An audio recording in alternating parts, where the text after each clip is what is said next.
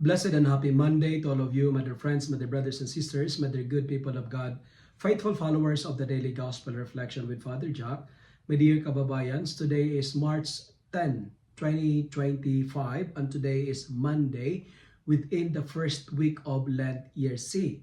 Our Gospel for today is from the beautiful and the wonderful account of the Gospel of Matthew, chapter 25, verses 31 to 46. Today's Gospel teaches us that there is a judgment day at the end of our earthly pilgrimage.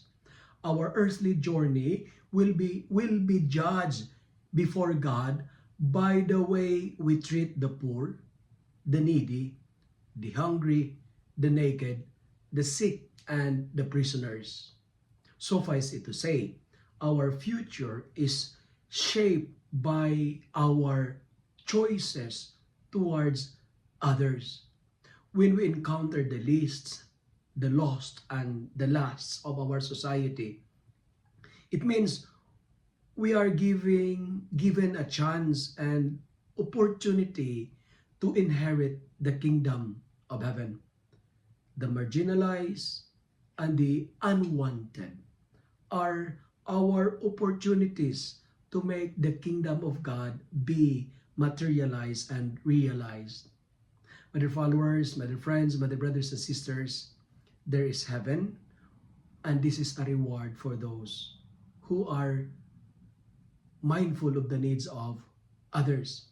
And there is hell, and this is a condemnation for those who are indifferent and not mindful of the needs of others.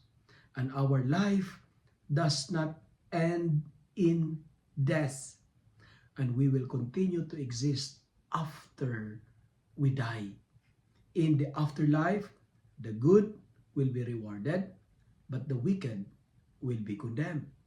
And we can avoid condemnation and damnation if we follow the laws and commandments of God.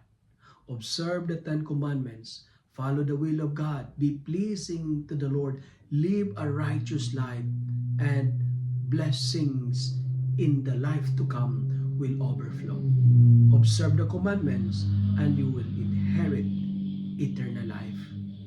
My dear friends, my dear brothers and sisters, if you love and like this reflection, kindly share it with your friends, share it with your family, make the word of God viral so that many will be blessed. Amen.